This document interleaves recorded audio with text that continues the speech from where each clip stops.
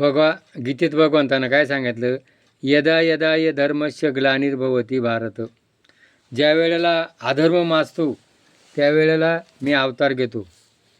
तसं समाजामध्ये त्यावेळेला 400 वर्षापूर्वी समाजामध्ये बुडत असे जन न देखवे डोळा म्हणून कळवळा येत असे असं म्हणणारं कोण?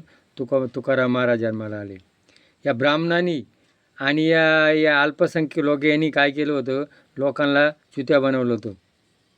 देवाचं खरं रूप काय, भक्ती काय, ही यांनी लपून ठेवली होती. आणि मग खरी भक्ती समजणारा कोण आला? तुकाराम महाराज.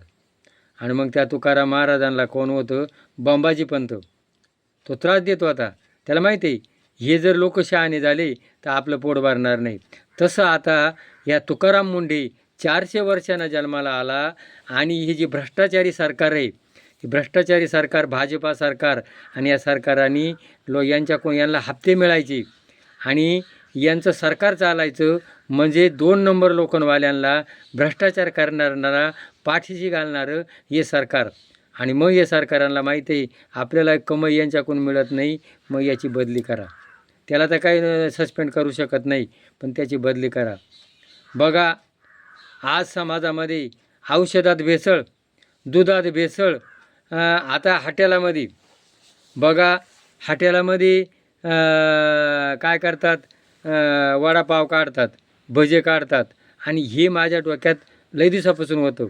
आणि ते तेल तसंच ठेवतात आणि परत त्याला हे तेल जास्त उकळल्यामुळं त्या तेला म्हणजे काय होतं? पॉयझन तयार होतं, विष तयार होतं. आणि मग हे विष लोकांना वात, पित्त, कफ असे 3 दोष तयार होतात.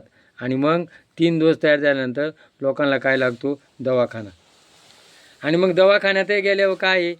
दवाखान्यात हे बोगस औषधं आणि खतं बोगस, औषधं बोगस. बघा हा सुवासिक तांदूळ, त्याच्यात काय टाकले जायची? पावडर. आणि ती पावडर टाकून त्या तांदळाला श्वास यायचा. म्हणजे आज ह्या जगामध्ये, या भारतामध्ये हे जे सरकार आहे, भाजपा सरकार, हे सगळं भ्रष्टाचाराच्या पाठीमागे आहे. यांना काय करायचे? हुकुमशाही. जसा अमेरिकेची हिटलरशाही आहे तशी यांना हिटलरशाही भारतात करायचे.